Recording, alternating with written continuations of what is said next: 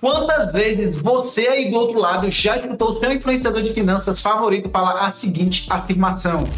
Mas veja só esse meu investimento que eu fiz há 10 anos atrás. Ele me pagou 100% do capital que eu investi em dividendos. Eu dobrei o meu capital nesses últimos 10 anos. Haha, eu sou um gênio.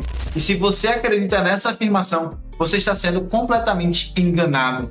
E é justamente isso que eu quero te mostrar no vídeo de hoje. Sejam bem-vindos ao canal, eu me chamo Yuri Leite, sou consultor e mestre em investimentos. E antes da gente adentrar aqui no conteúdo, deixa eu te pedir para você já se inscrever aqui no canal. A gente tá com aquela meta ousada de bater 2.000 inscritos até o final desse ano.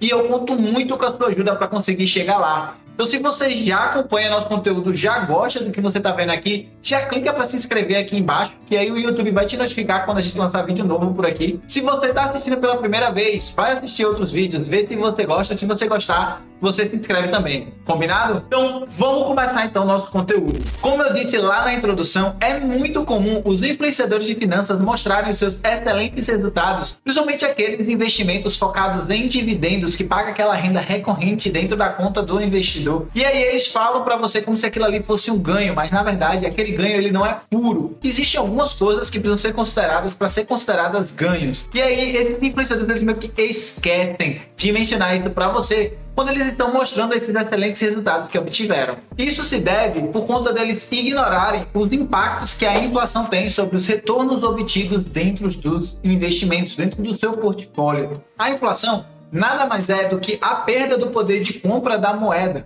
Ou seja, à medida que o tempo vai passando, ela vai gradativamente perdendo força, perdendo valor. Então, R$100 em 2014, por exemplo, já não vale os mesmos R$100 hoje. Existe uma desvalorização que aconteceu nesse período que precisa ser considerada. Só que, de um ano para o outro, meio que você não sente tanto o impacto da inflação.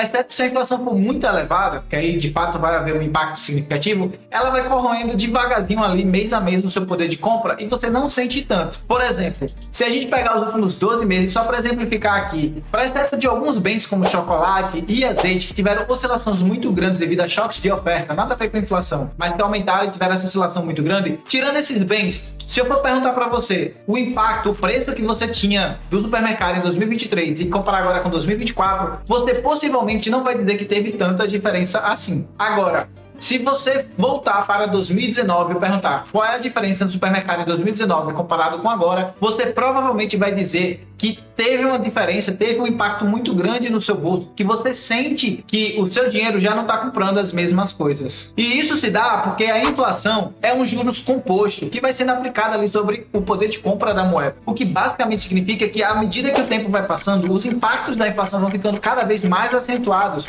porque já houve uma corrosão passada, então ele vai somando ali e vai destruindo o valor, o poder de compra da moeda, e vai ficando cada vez mais perceptível para a população. Se você quiser entender como os juros compostos impactam na sua vida, eu tenho um vídeo aqui completo onde eu te ensino tudo que você precisa saber sobre os juros compostos. E eu vou deixar esse vídeo aqui embaixo nos comentários fixados para quem quiser assistir e aprender mais sobre esse assunto. Mas vejam aí na tela que eu estou colocando um gráfico que foi retirado direto do site do Banco Central do Brasil, mostrando quanto que foi a inflação ano a ano desde 2014. Se vocês perceberem aí o impacto que cada uma dessas inflações tem somadas aí nesses últimos 10 anos, você vai fazer a conta e chegar num valor de 83% aproximadamente de perda do poder de compra nesses últimos 10 anos. O que basicamente significa dizer que em 2014 você precisava de R$100 para comprar algo, hoje você vai precisar de R$183 para comprar as mesmas coisas. E isso é uma perda gigantesca no poder de compra de uma moeda.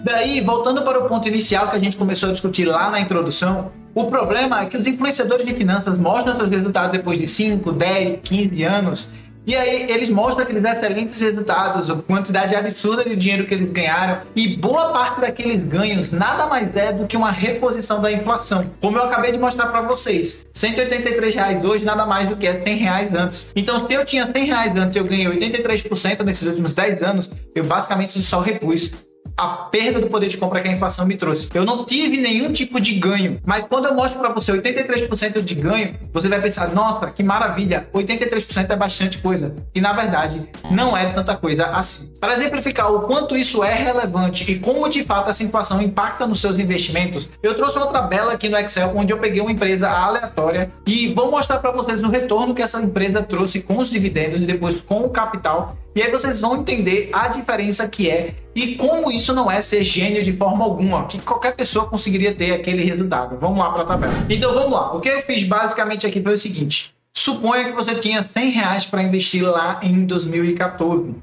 Eu peguei o preço de uma ação aleatória, que está aqui embaixo, inclusive o gráfico dela, e vejo que aqui no dia 28 de 3 de 2014, ela estava R$ 22,69. Você comprou R$100 dessa ação. Aqui no Brasil não seria possível fazer isso, porque eles não vendem esse percentual, mas vamos supor que poderia, só para exemplificar aqui a conta, para ficar tudo certinho, bonitinho, vocês vão entender. E aí, então, a quantidade comprada é R$100 dividido por 22,69 e daria 4,4072, seria a quantidade de ações que eu compraria dessa empresa.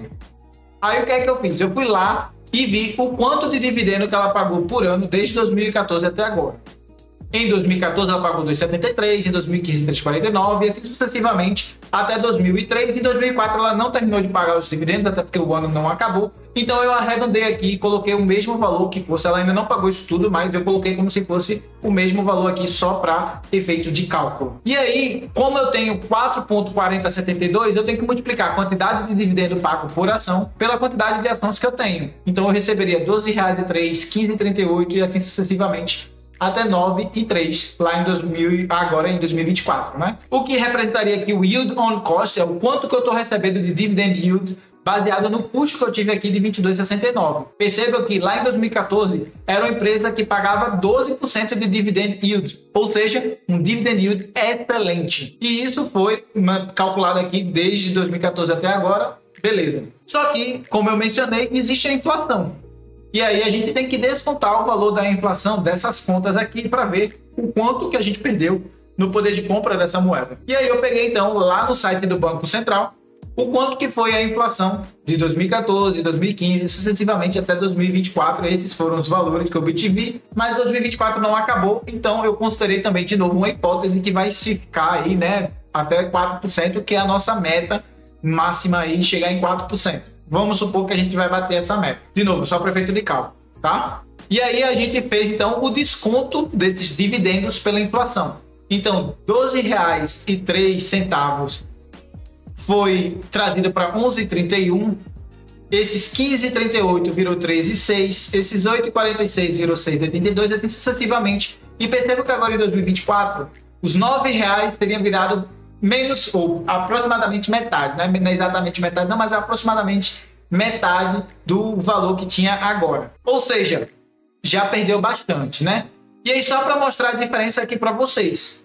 Eu tinha R$100, eu investi R$100 e sem considerar os dividendos, sem considerar a inflação, eu recebi aproximadamente R$140. Mas considerando a inflação, eu recebi aproximadamente R$100,75. Eu recebi exatamente R$100,75. Ou seja, nesse caso aqui, o meu ganho percentual, que seria só os dividendos, eu estou ignorando por enquanto a valorização da empresa, já vou trazer com isso para vocês. Só o meu ganho total com os dividendos aqui foi de 139% em 10 anos, sem inflação, o que equivale a, por ano, um ganho de 8,27%. Se eu considerar a inflação, isso cai para 100,75% no ganho total e 6,54% no ganho anual. Ou seja, não é de forma alguma um ganho expressivo, não é de forma alguma um ganho relevante. Só que aí você poderia considerar, pô, Yuri, mas aí você está considerando seu ganho a valorização da empresa. Então vamos considerar a valorização da empresa. Eu coloquei aqui, o valor da empresa antes estava R$22,69 e agora está R$48. Se eu tivesse investido nessa empresa e segurado esses 10 anos, sem a inflação, desconsiderando a inflação, eu teria recebido 351, eu ficaria, na verdade, com 351,12. O que significa que, tirando os R$100 que eu investi, eu teria ganho 251%, e isso representa um ganho de 12% ao ano. Nesse exato momento, na verdade, menos de 6 meses atrás, a gente tinha títulos de renda fixa pagando 14% ao ano, e tava geral reclamando. 14% não é bom. A empresa pagou em 10 anos 12% ao ano. Renda fixa garantido. Aqui não era garantido, poderia ter dado errado. Então você correu muito risco para praticamente não ganhar nada. E aqui eu estou desconsiderando a inflação, ainda não coloquei ela na conta. Colocando ela na conta, você teria ganho R$ 216,40, né, no total. Tirando os R$100 que você teria investido, ficaria R$ 116 ou 116,4%. O que representa um ganho de 7,27 ao ano. E aí, isso aqui seria basicamente, você teria rendido IPCA, que foi a inflação durante o período, mais 7,27 na média por ano. Só que na época, o IPCA estava dando 7,1%. Então você ganhou 0,17% a mais para correr um risco desnecessário. Que era uma empresa, poderia ter quebrado. Inclusive, essa empresa que eu estou falando aqui era uma excelente pagadora de dividendos. Ela é do setor Best, que é queridinha aí do Barsi, da galera do investir focado em dividendo. E ela também é uma empresa que tem recorrentemente pagando dividendo. Tem vários influenciadores que investem nessa empresa, alguns inclusive eu não vou falar nomes, mas que vocês conhecem. Então eles correram um risco absurdo para ganhar praticamente nada adicional, né? O risk premium, né? Eles correram risco e não ganharam quase nada adicionalmente aí desse investimento. Só correram um risco meio que desnecessário. E aí vamos continuar então, porque aqui, até então, nesse presente momento, eu mostrei para vocês que o ganho foi de 7,27% aproximadamente e que se você tivesse investido na época no Tesouro IPCA, você teria então obtido 7,1%, que é praticamente a mesma coisa aqui. Agora, se vocês repararem no que eu fiz aqui, eu considerei basicamente que você iria receber um dividendo e iria usar desse dividendo. Você não iria reinvesti-lo para poder, então, ver se de fato você ia conseguir um retornozinho a mais por conta desse reinvestimento. E aí ficou essa diferença pífia aqui de 0,17% ao ano. Agora, se você tivesse reinvestido esses dividendos, eu não fiz as contas aqui, mas você provavelmente ficaria com retorno entre 7,5% a 8% ao ano. O que, de certa forma, ainda não é ou não justifica você correr todo o risco adicional que era investir nessa empresa. E, de fato, eu não quero, de forma alguma, dizer que investir em empresa é ruim. Eu não quero dizer que investir focado em dividendo é ruim. E eu também não quero avaliar se essa empresa era boa ou não. Como eu disse, era uma empresa aleatória, foi de um setor que é considerado extremamente seguro, que tem recorrência de pagamento, que tem dificuldade de ser quebrada, que não tem muita competição, que tem bastante regulação. Então eu peguei assim só para mostrar para vocês, exemplificar.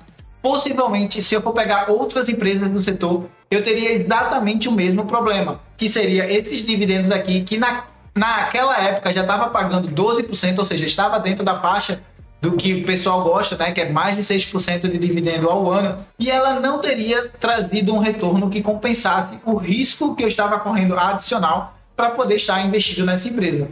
Porque sim, aqui ela teve uma valorização de mais de 100%, mas poderia também ter acontecido da empresa permanecer mais ou menos parada, né, não ter valorizado muito, ou até mesmo dela cair, ter tido algum problema, alguma regulamentação, alguma lei, alguma mudança política que justificasse o mercado derrubar essa empresa, e aí não valeria a pena você correr o risco para ganhar tão pouco adicionalmente. Pois é, pessoal, por hoje é isso. Eu agradeço a todos que ficaram comigo aqui até o final desse vídeo. Peço que, se você gostou do conteúdo, não se esqueça de deixar aquele seu like aqui embaixo. E já se inscreve também no canal. A gente está com aquela meta ousada de bater 2.000 inscritos até o final de 2024. Eu conto muito com a sua ajuda para conseguir chegar lá. Já se você busca uma consultoria personalizada para atingir os seus objetivos financeiros, eu recomendo que você clique no primeiro link aqui embaixo na descrição ou nos comentários fixados para ser direcionado para o nosso site. Lá você poderá descobrir as várias formas que a gente pode te ajudar como consultor financeiro e também agendar um horário comigo gratuitamente. Por fim, confira os vários links que eu vou deixar aqui embaixo na descrição para vídeos que com certeza vão te agregar muito na sua vida financeira, ou assista esse que eu vou colocar aí na tela, que foi especialmente selecionado para você. Vou ficando por aqui, um forte abraço e te aguardo no próximo vídeo.